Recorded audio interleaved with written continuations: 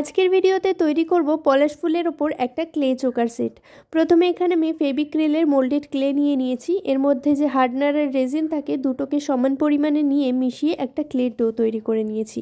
তারপর সেই ডো থেকে কিছুটা অংশ ক্লে নিয়ে এভাবে আমি একটা শেপ তৈরি করে নিচ্ছি বেস তৈরি করার জন্য। এটা কিন্তু বেস হিসেবে ব্যবহার করছি। তো এখানে প্রথমে আমি এই শেপটা দিয়ে নিলাম। তারপর হেড পিন নিয়ে তার মধ্যে একটা সাদা পুঁতি ভরে নিলাম।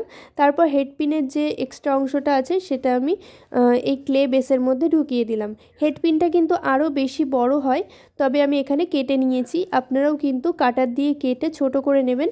তারপর তার মধ্যে পুঁতি ভরে নিয়ে বেসের মধ্যে এভাবে ভরে দেবেন, তাহলেই কিন্তু জিনিসটা তৈরি হয়ে যাবে। এখানে আপনারা চাইলে কিন্তু যে লহরি বিড হয় সেগুলোও ব্যবহার করতে পারেন, ওগুলো আরও বেশি ভালো লাগে দেখতে। তবে আমার কাছে এখন আপাতত নেই, তাই জন্য আমি হেডপিন দিয়ে এভাবে কিন্তু পুঁথিগুলো এর মধ্যে ভরে নিচ্ছি। এভাবে কিন্তু অনেকগুলো পুঁথি দিয়ে আপনারা করতে পারেন, মানে অনেকগুলো সাইজের পুঁথি আপনারা ব্যবহার করতে পারেন। যাই হোক, এখানে দুটো সাইজের পুঁথি ছিল আমার কাছে, দুটো সাইজ দিয়ে করলাম। এবার আমি ইয়াররিংয়ের বেস তৈরি করার জন্য একই রকমভাবে ক্লে নিয়ে কিন্তু লকেটের যে বেসটা তৈরি করেছিলাম ওরকম শেপ দিয়ে নিলাম। এরপর আবার একই রকমভাবে আমি হেডপিনের মধ্যে একটা প্লাস্টিকের পুঁথি ভরে নিয়ে হেডপিনটাকে এই ক্লের বেসের মধ্যে ঢুকিয়ে দেবো। আর এছাড়া কিন্তু আপনারা ছোট পুঁথিগুলো দুটো সাইডে দিতে পারেন, তবে আমার কাছে সিলভার কালারের হেডপিন কম ছিল, তাই জন্য এখানে একটা করে পুঁথি আমি অ্যাড করলাম। এবার তৈরি করে নেব পলাশ ফুল। পলাশ ফুল তৈরি করা অনেকবার দেখিয়েছি, আর যেহেতু সামনেই সরস্বতী পুজো আর এখন বসন্তের সিজন, তাই কিন্তু আমি সব কিছুতেই পলাশ ফুল আর বিনা এই দুটোর ওপরে জুয়েলারি তৈরি করার চেষ্টা করছি। তো অনেকবার আমি আমার চ্যানেলে বিভিন্ন জুয়েলারি সেটে পলাশ ফুল তৈরি করা দেখিয়েছি। যারা এইটা দেখে বুঝতে পারবেন না তারা বাকি ভিডিও দেখে নিতে পারেন।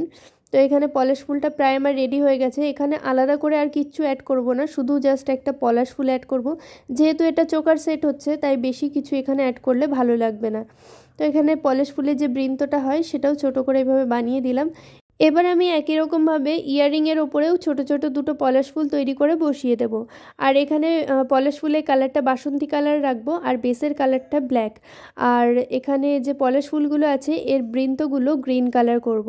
কারণ আগের দিন যে ব্যাঙ্গেল সেটটা তৈরি করেছি ওখানেও কিন্তু পলাশ ফুলের কালার বাসন্তী কালার, আর চুড়ির যে বেসটা ছিল সেটা কিন্তু ব্ল্যাক কালার রেখেছিলাম, তাই ওটার সাথে ম্যাচিং করেই তৈরি করব। আর এখানে আমি বৃন্তটাকে ডার্ক গ্রিন কালার করে দেবো, কারণ ওখানে সবুজ রঙের কটন বল ব্যবহার করেছি, কিন্তু এখানে সবুজ কালারটা ব্যবহার করলে অতটা ভালো লাগবে না, তাই জন্য এখানে একদম ডার্ক সবুজটা আমি কালার করে দেবো পলাশ ফুলের বৃন্তে। তো এখানে তৈরি হয়ে গেছে আমার দুটো পলাশ ফুল, আর এগুলোকে এবার কিছুক্ষণ শুকোনোর জন্য রেখে দেব। এটা শুকিয়ে গেলে তারপর এর ওপর কালার করে নেব। আর যারা আমার চ্যানেলের ভিডিও নতুন দেখছেন অবশ্যই আমার চ্যানেলটাকে সাবস্ক্রাইব করে পাশে থাকা বেল আইকনটা অল করে দেবেন। আর পাশে থাকা বেল আইকনটা অল না করলে কিন্তু পরবর্তী ভিডিও যখন আমি আপলোড করব তখন আপনাদের কাছে নোটিফিকেশন পৌঁছবে না। তাই সবাই সাবস্ক্রাইব করার সাথে সাথে পাশে থাকা বেল আইকনটা অল করে দেবেন। আর এই ভিডিওটা ভালো লাগলে প্লিজ সবাই একটু লাইক করে দেবেন। আর পরবর্তী ভিডিওতে আমি এরকম কালেকশন তো নিয়ে আসবই সরস্বতী পুজোর আগে পর্যন্ত।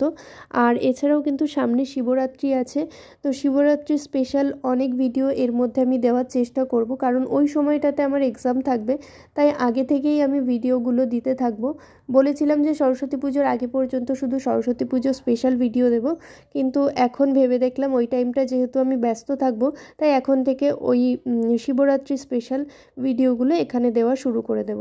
তো এখানে দেখতেই পাচ্ছেন কালার করা হয়ে গেছে, আর একদিকে কিন্তু আমি সুতো ভরে নিয়েছি।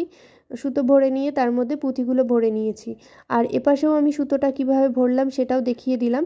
আর এরপর আমি পুঁথিগুলো কিভাবে ভরছি সেটাও দেখিয়ে দিচ্ছি। এখানে কিন্তু পুঁথি বা সুতো ভরার জন্যে আমি জুয়েলারি ওয়্যার ব্যবহার করছি। জুয়েলারি ওয়্যার থেকে কিছুটা অংশ কেটে নিয়ে ভাঁজ করে এগুলো ভরে নিলাম। এবার প্রত্যেকটা সুতোর মাথায় আমি কিন্তু গিঁট দিয়ে দেবো একটা করে। তিনটে সুতোর মাথাতেই আমি গিঁট দিয়ে নিলাম, নয়তো এই পুঁথিগুলো যদি একবারে আটকায় তাহলে একটার ওপর একটা উঠে যাবে। আর তিনটে গিঁট দিয়ে নেওয়ার পর ছোট একটা পুঁথির মধ্যে তিনটে দড়ি ভরে নিলাম।